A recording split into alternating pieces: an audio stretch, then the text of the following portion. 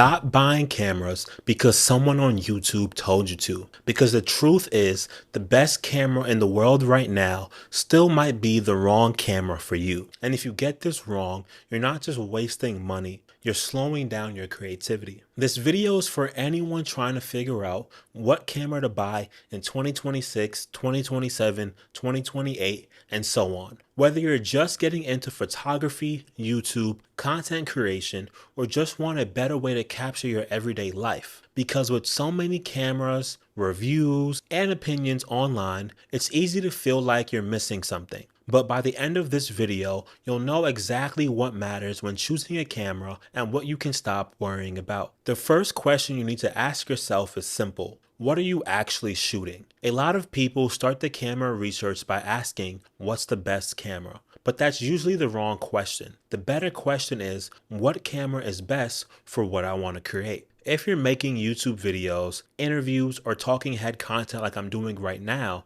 you probably don't need the camera with the highest megapixel count. You just need something reliable with good autofocus, clean image quality, and strong video performance. If you're shooting street photography or traveling, your priorities are completely different. You probably want something small, lightweight, and easy to carry around because the best camera is the one you actually bring with you. But if you're shooting fashion, portraits, or commercial work, that's when things like resolution, lens selection, and dynamic range start becoming more important. The biggest mistake people make is buying a camera based off what somebody else does instead of what they personally create. This is where a lot of people get trapped. They start comparing specs, 33 megapixels versus 40 megapixels, 8K versus 4K, whether a camera has in-body stabilization or how many frames per second it can actually shoot. But none of that actually matters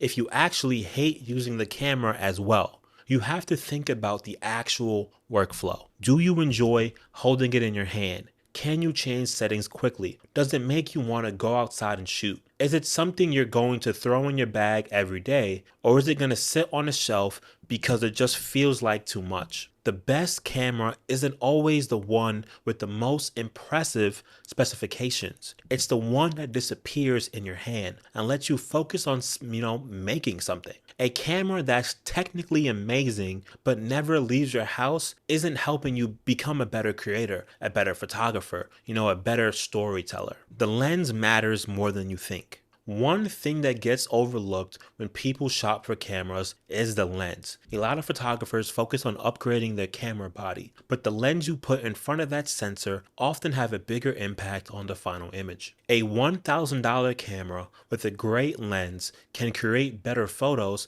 than a $4,000 camera with a shitty lens or a mediocre lens. When you're starting out, you don't need a massive collection of lenses. A simple 35mm or 55mm equivalent lens can help you shoot almost everything and anything and develop your own style. Zoom lenses are kind of my favorite because it gives you flexibility and convenience, while prime lenses, which are the ones that are set like 24, 35, 50, so on and so forth, often force you to, kind of be a little bit more creative because all you got is that, millimeter. You have to be more intentional with your composition, but zoom lenses, you can pretty much just pick whatever you want. But the glass is truly even more important and helps you tell your story. So when you're deciding what camera to buy, stop asking yourself what's the best camera. Instead, ask yourself 3 questions. What do I shoot the most? Do I need portability or maximum performance? And what camera system do I actually see myself growing with? Once you answer those questions,